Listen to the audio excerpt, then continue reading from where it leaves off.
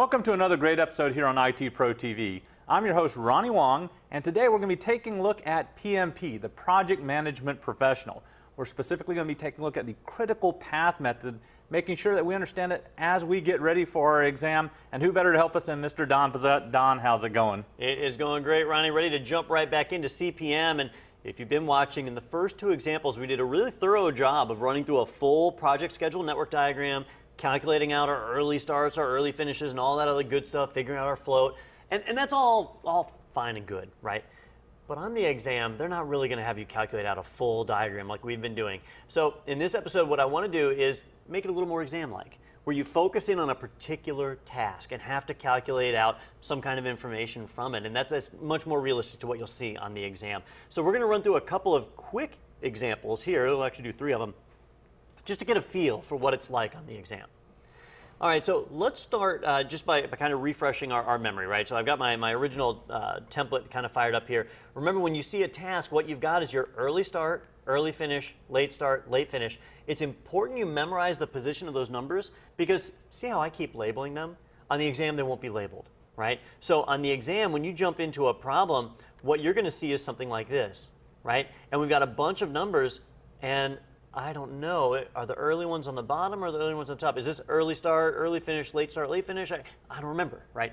You got to remember the positioning in the squares of where these are, that you've got your early start at the top left and your early finish at the top right, your late start at the bottom left and your late finish at the bottom right. If you don't remember the positioning, these problems become really challenging, all right? And then see how I've got C right here is the only one that's completely blank. Well, on the exam, it may not be completely blank. They may have letters in here like A, B, C, D. And then they'll say, which of the following is the appropriate value for A? And now you've got to come up here and say, all right, well, this block is labeled A. What should be the appropriate number there? Well, I need to go and figure that out, right?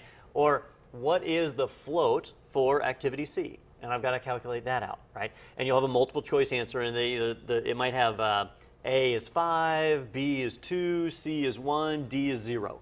And now I've got to figure this out so I can match it up to the letter to answer the question.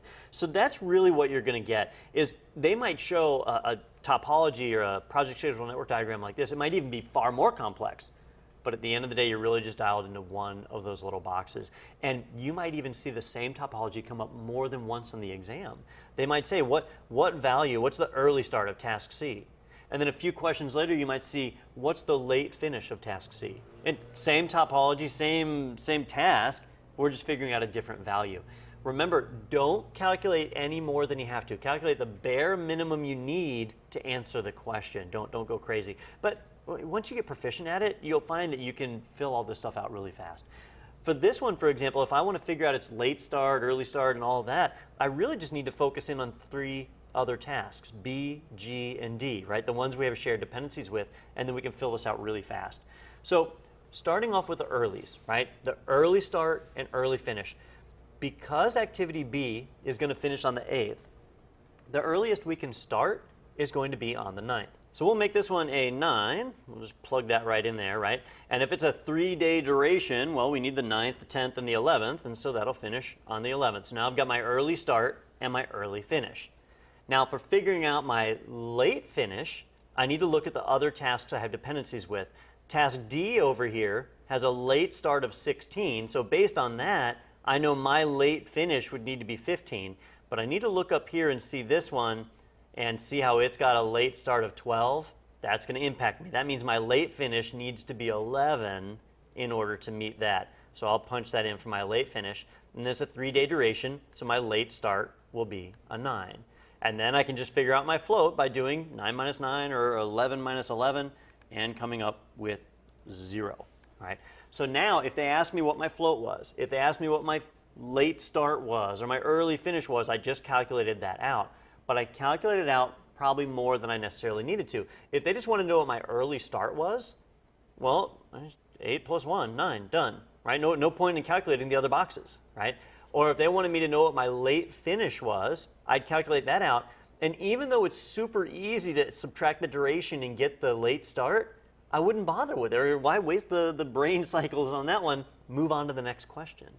Or calculating out float, right? If I'm calculating out float, I need to subtract my late finish from my late start. I don't necessarily need to calculate that early finish, right? I can leave that off and figure that out and get the float value right there.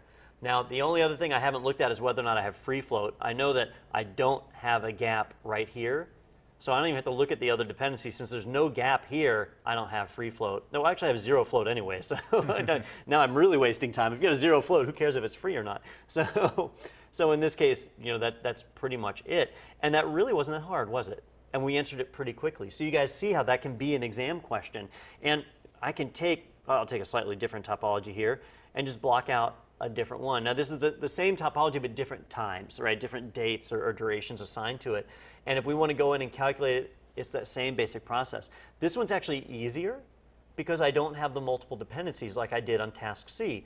Task D really just has C as a predecessor and I as a dependency, and so that's it, right? We just have this very simple model here. So figuring out this one doesn't even require a whole heck of a lot of effort. We can just come in and kind of dial it in based on what we see. If task C finishes on the 11th, that means that this one can start on the 12th, and it's an 8-day duration, so it's going to finish on the 19th. And now I've got my early start and my early finish, right? I got the 12 just by adding 1 to task C's finish time, right? And I got the 19 by adding 8 days. Well, we have to count the 12, right? So 12 plus 8 minus 1 gives me that 19, right? And then I see this nice big gap between the 19th and the 24th, so I know I've got float, and I know I'm going to have to figure that out. And I also know it's free float. I know it's got free float, and if that's all they're asking me for, like, does it have free float? True or false? Task D has free float. Well, I can tell that right now, and I don't even know what the float is. I just know that it exists, right? I know it exists because I see that gap. And then as far as the way back, I can look at that late start of a 24, so my late start would be 23, right, the day before. And then if I'm going to finish on the 23rd of the month, and I've got an 8-day activity, then I need to do 23 minus 8, which is 15, and I need to add 1 to that, so it'll be 16 if I recall correctly. And there we go. So now I've got my late start. And once I've got that, I can calculate out my float, which 16 minus 12 is 4, 23 minus 19 is 4. Had I calculated that duration wrong, I'd see the variation right there. Ronnie mentioned that in the last episode. Like, that's a great way to spot if you screw that up, which I do from time to time. But I can see that I've got this 4 days of float, and I know it's free float because of the gap in between these guys, right? 19 and 24. 24 minus 19, that's going to get me a nice gap there to get that free float. So now I've calculated those values, and so you see where we can answer true-false questions, multiple choice questions, and so on. We just get right to the data and get it answered. All right, let's do one more example. Here's another one. When we did task C, it had 2 dependencies on the way out. Task G has 2 dependencies, or I guess predecessors, on the way in, right? So this is going to affect our earlies, not so much our lates. And so when I go to figure out my early, this is where people in a hurry start to make mistakes, right? People who don't really know what they're doing make a mistake, because the early start, I might base it right off of this 7, right? If task F finishes on the 7th, task G could start on the 8th, couldn't it? So we'll just pop in an E and we're done. Well, I don't necessarily know that because I haven't looked at this task down here, and the earliest this task can finish is on the 11th. So I need to come back up here and change that 8 to a 12, right? If task C doesn't finish until the 11th, task G can't start until the 12th, even though this guy is done, right? And my warning flag should have been the float, but on the exam, they might not have the float filled in. And so if I don't see that float, then I don't necessarily know that. I need to pay attention to the predecessors of every activity, right? And then 12, the 12th of the month is the earliest I can start. If it's a 3-day task, it'll finish on the 14th. And that leads to the 15th, right? So I know that makes sense. And then as far as the lates are easier because I only have one predecessor. So well, there's a reverse predecessor, so it's a dependency. But anyhow, the 15th here is when this one can, it's its late start. So that means the latest this one can finish is the 14th. And if it's a 3-day duration, that's going to drop it with a late start of the 12th. And I can see I'm kind of on the critical path here, so my float is going to be 0 and no need to calculate whether or not it's free float. Just pay attention to those dependencies and you can calculate it right out, get it mapped out, and answer any of the questions. If they're asking early start, early finish, late finish, if they're asking for the float, the free float, if they're asking for any of that information, you can get it all right there, and it just takes a matter of seconds, not a big deal to calculate out. Don, that's a lot of great examples for us, but it seems like that the key here is practice more than anything else, is to sit down and actually work through multiples of these until you feel very confident when you look at this that you can determine that. And don't just do the simple ones, right? Make sure you actually add some in that do have multiple predecessors or do have multiple dependencies. I'm going to get that wrong too, to make sure that we can actually do this. And make sure you take advantage and understand that the time that you have right before you go into the exam, don't worry about calculating out the whole thing. Take advantage of saying, hey, look, they're only asking me about determining the late start. Don't have to go through and do everything else that's actually there. Just determine that one. Make sure you take a look at the question. Only answer what you actually have been asked as well. Don, any other key things right before the exam? If you were saying, I'm going to take the exam tomorrow on critical path that I need to make sure that I understand. I would just say, practice. So you can calculate these out, and if you're doing these on your own, just start making up your own topology, your own project schedule network diagrams.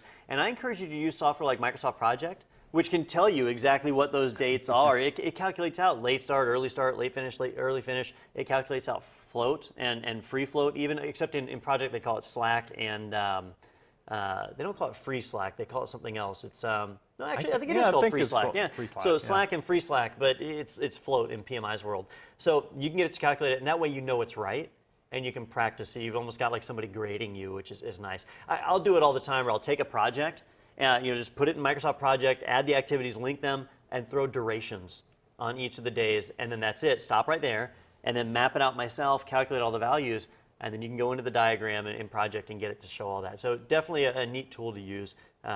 Take advantage of what's out there. And don't forget to also make sure you memorize that template and where those numbers actually go when you're given the early start or late start, early finish or late finish as well. That's going to help you out tremendously if none of those diagrams are labeled for you, and yet you still have to calculate this stuff out as well. Okay? So that's a great place for us to go and end this episode. Signing off for IT Pro TV, I'm Ronnie Wong. And I'm Don Pizzette. And we'll see you next time.